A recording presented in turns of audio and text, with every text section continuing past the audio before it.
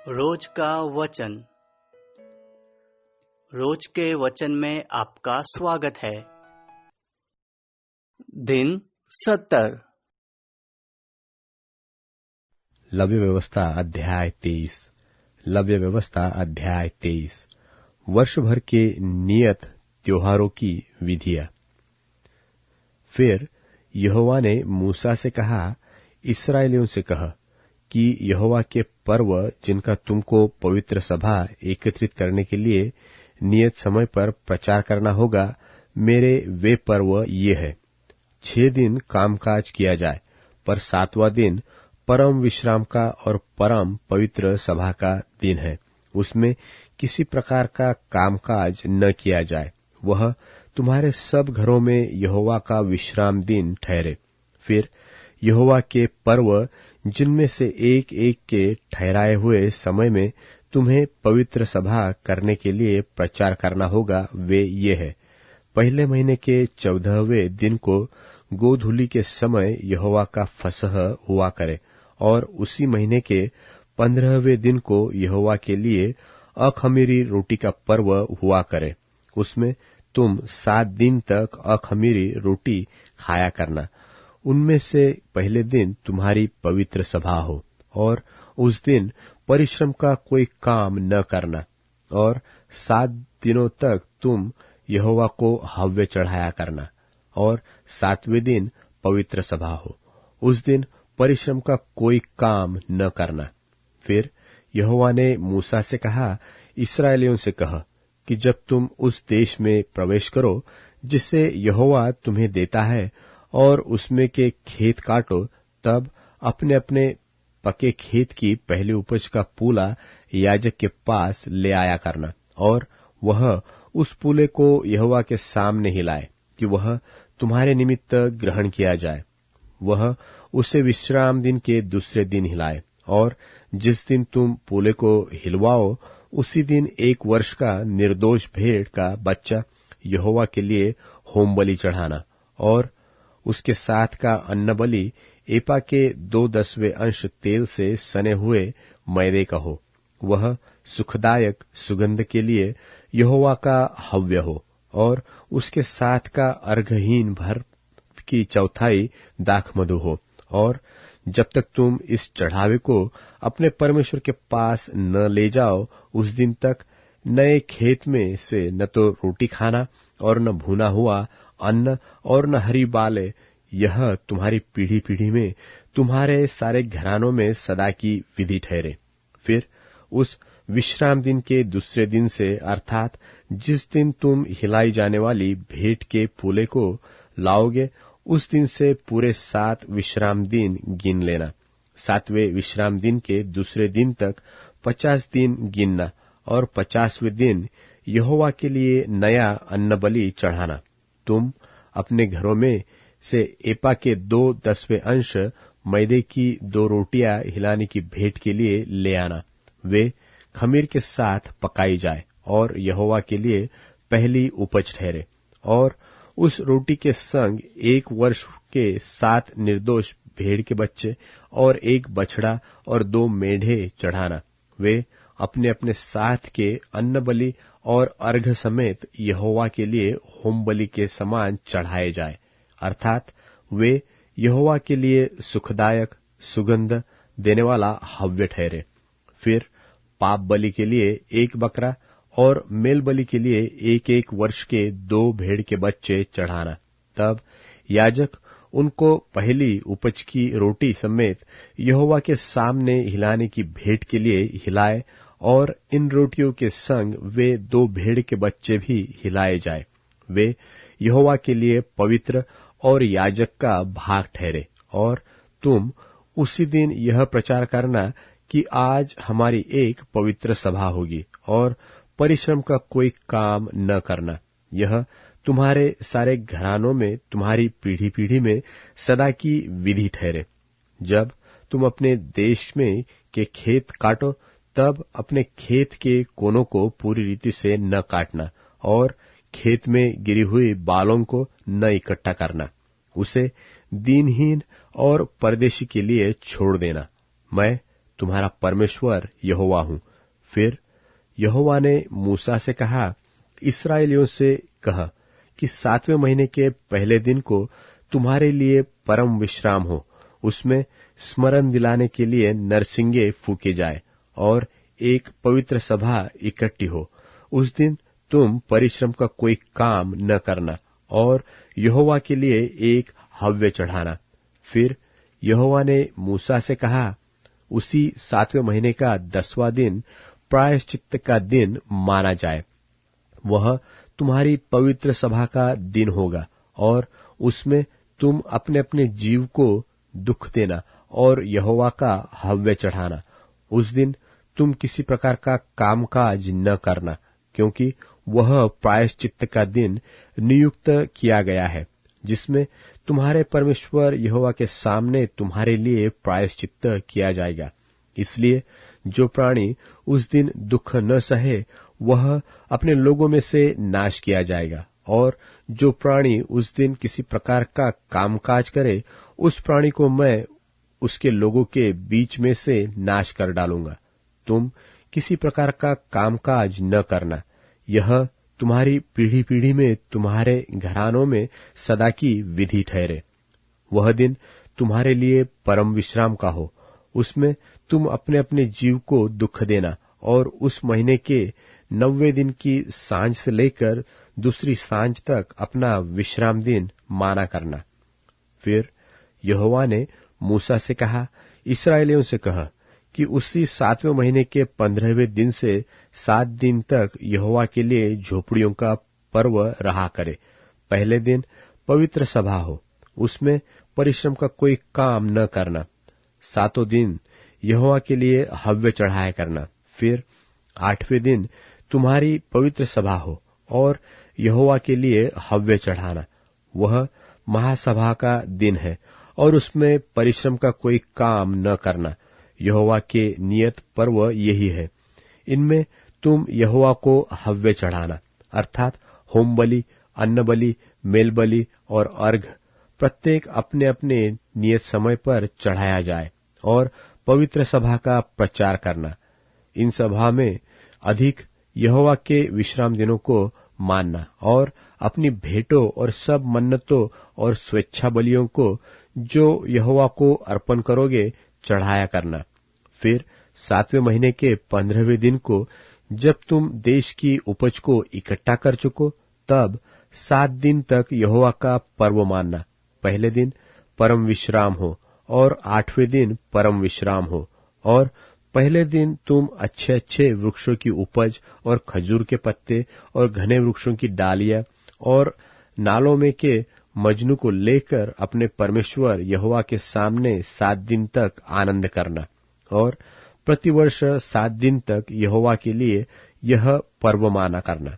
यह तुम्हारी पीढ़ी पीढ़ी में सदा की विधि ठहरे कि 7वें महीने में यह पर्व माना जाए। 7 दिन तक तुम झोपड़ियों में रहा करना, अर्थात जितने जन्म के इस्राएली हैं वे सब के सब झोपड़ियों में रहे, इसलिए कि तुम्हारी पीढ़ी पीढ़ी के लोग जान रखें कि जब यहोवा हम इस्राएलियों को मिस्र देश से निकाल कर ला रहा था, तब उसने उनको झोपड़ियों में टिकाया था। मैं तुम्हारा परमेश्वर यहोवा हूं। और मूसा ने इस्राएलियों को यहोवा के पर्व के नियत समय कह सुनाए।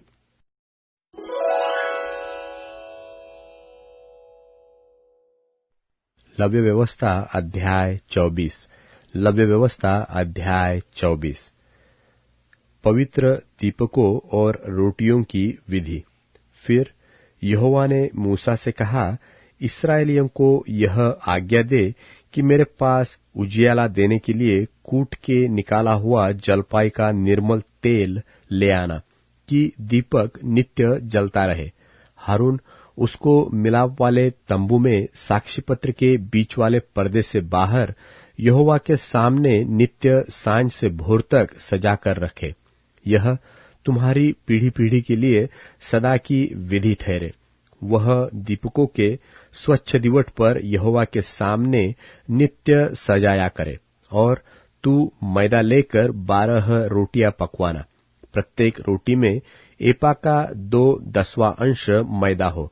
तब उनकी 2 पांति करके एक एक पांति में 6 रोटियां स्वच्छ मेज पर यहोवा के सामने धरना और एक एक पांति पर चोखा लोबान रखना। फिर वह रोटी पर स्मरण दिलाने वाला वस्तु और यहोवा के लिए हव्य हो। प्रति विश्राम दिन को वह उसे नित्य यहोवा के सन्मुख क्रम से रखा करे। यह सदा की वाचा की रीति इस्राएलियों की ओर से हुआ करे, और वह हारून और उसके पुत्रों की होंगी, और वे उसको किसी पवित्र स्थान में खाए, क्योंकि वह यहोवा के हव्यों में से सदा की विधि के अनुसार हारून के लिए परम पवित्र वस्तु ठहरी है। यहोवा की निंदा आदि प्राणदंड योग्य पापों की व्यवस्था। उन दिनों में किसी इस्राएली स्त्री का बेटा जिसका पिता मिस्री पुरुष था, इस्राएलियों के बीच चला गया, और वह इस्राएली स्त्री का बेटा और एक इस्राएली पुरुष छावनी के बीच आपस में मारपीट करने लगे, और वह इस्राएली स्त्री का बेटा यहोवा के नाम की निंदा करके शाप देने लगा। यह सुनकर लोग उसको मूसा के पास ले गए। उसकी माता का नाम शलोमीत था, जो दान के गोत्र के दिब्री की बेटी थी। उन्होंने उसको हवालात में बंद किया, जिससे यहोवा की आज्ञा से इस बात पर विचार किया जाए। तब यहोवा ने मूसा से कहा, तुम लोग उस शाप देने वाले को छावनी से बाहर लिवा ले जाओ, और जिन्होंने वह निंदा सुनी हो वे सब अपने अपने हाथ उसके सिर पर टेके। तब सारी मंडली के लोग उसको पत्थरवाह करें। और तू इस्राएलियों से कह कि कोई क्यों न हो जो अपने परमेश्वर को शाप दे, उसे अपने पाप का भार उठाना पड़ेगा। यहोवा के नाम की निंदा करने वाला निश्चय मार डाला जाए। सारी मंडली के लोग निश्चय उसको पत्थरवाह करे, चाहे देशी हो चाहे परदेशी। यदि कोई उस नाम की निंदा करे तो वह मार डाला जाए। फिर जो कोई किसी मनुष्य को प्राण से मारे वह निश्चय मार डाला जाए, और जो कोई किसी घरेलू पशु को प्राण से मारे वह उसे भर दे, अर्थात प्राणी की संति प्राणी दे। यदि कोई किसी दूसरे को चोट पहुंचाए तो जैसा उसने किया हो वैसा ही उसके साथ भी किया जाए, अर्थात अंग भंग करने की संति अंग भंग किया जाए। आंख की संति आंख, दांत की संति दांत। जैसी चोट जिसने किसी को पहुंचाई हो वैसी ही उसको भी पहुंचाई जाए, और पशु का मार डालने वाला उसको भर दे, परंतु मनुष्य का मार डालने वाला मार डाला जाए। तुम्हारा नियम एक ही हो, जैसा देशी के लिए वैसा ही परदेशी के लिए। मैं तुम्हारा परमेश्वर यहोवा हूं। और मूसा ने इस्राएलियों को यही समझाया। तब उन्होंने उस शाप देने वाले को छावनी के बाहर ले जाकर उसको पत्थरवाह किया, और इस्राएलियों ने वैसा ही किया जैसा यहोवा ने मूसा को आज्ञा दी थी।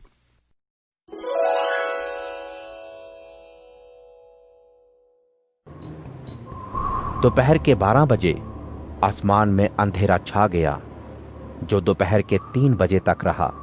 करीब 3 बजे यीशु ऊंची आवाज में चिल्लाए, इलोई इलोई लमा शबक्तनी। इसका मतलब है, मेरे परमेश्वर, आपने मुझे क्यों छोड़ दिया। पास में खड़े कुछ लोगों ने ये सुनकर कहा, देखो वो एलिया को बुला रहा है।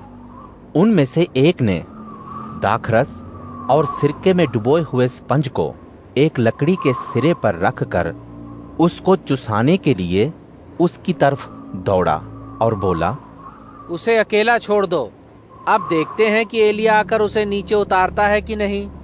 तब यीशु ने ऊंची आवाज से चिल्लाकर अपनी जान दे दी। प्रार्थना भवन का पर्दा ऊपर से नीचे तक 2 हिस्सों में फट गया। जब वहां सामने खड़े सूबेदार ने यीशु को इस तरह से चिल्लाते और जान देते सुना तो कहा, यह आदमी सचमुच में परमेश्वर का बेटा था। कुछ दूरी पर कुछ खड़ी महिलाएं देख रही थीं। उनमें से मरियम मगदलेनी, योसेस और छोटे याकूब की मां मरियम और शलोमी थी। जब यीशु गलील में थे तब ही से ये यीशु के साथ रहकर उनकी सेवा किया करती थीं। इसके अलावा यरूशलेम से आने वाली अन्य महिलाएं भी थीं। अरिमतिया का यूसुफ सभा का आदरणीय सदस्य था। वह परमेश्वर के राज्य का इंतजार करता था। उसने बड़ी हिम्मत के साथ सब्त के पहले वाले दिन, जो कि तैयारी का दिन था, शाम को आकर पिलातुस से यीशु की देह मांगी। पिलातुस को ये आश्चर्य हुआ कि यीशु मर चुके थे। उसने सूबेदार को बुलाकर पूछा कि यीशु ने कब प्राण छोड़ दिए।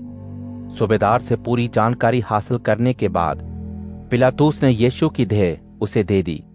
उसने यीशु की लाश को उतारकर अपने साथ लाई हुई बढ़िया मलमल की चादर में लपेटा और चट्टान को खोदकर बनाई गई कब्र में रख दिया। मरियम मगदलेनी और यीशु की मां मरियम देख रही थीं कि यीशु की लाश को कहां रखा गया।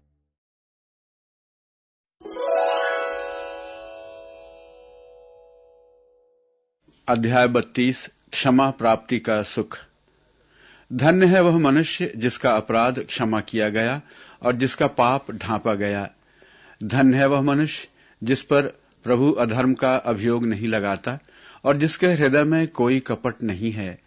जब तक मैंने अपना पाप प्रकट नहीं किया, मेरी अस्थियां दिन भर की कराह से क्षीण हो गईं। तेरा हाथ दिन रात मुझ पर भारी था, मानो ग्रीष्म की ताप से मेरा जीवन रस सूख गया। मैंने तेरे सन्मुख अपना पाप स्वीकार किया और अपने अधर्म को छिपाया नहीं। मैंने कहा, मैं प्रभु के समक्ष अपने अपराध स्वीकार करूंगा, और तूने मेरे पाप और अधर्म को क्षमा कर दिया। जब तक तू मिल सकता है, सब भक्त तुझसे प्रार्थना करें, क्योंकि भयंकर जल प्रवाह उन भक्तों तक नहीं पहुंच सकेगा। तू मेरा आश्रय स्थल है, तू संकट से मुझे सुरक्षित रखता है। तू मुक्ति के जय घोष से मुझे घेर लेगा। प्रभु यह कहता है, मैं तेरा नेतृत्व कर तुझे वह मार्ग सिखाऊंगा जिस पर तुझे चलना चाहिए। मैं तुझे परामर्श दूंगा, मेरी आंखें तुझ पर लगी रहेंगी। अश्व अथवा खच्चर जैसे न बनो, जिसमें विवेक नहीं होता, जिसे रास और लगाम से वश में करना पड़ता है, अन्यथा वह तुम्हारे निकट न आएगा। दुर्जन को अनेक दुख हैं, किंतु प्रभु पर भरोसा करने वाले को प्रभु की करुणा घेरे रहती है। ओ धार्मिको, प्रभु में आनंदित और हर्षित हो। ओ सत्यनिष्ठो, जय जयकार करो।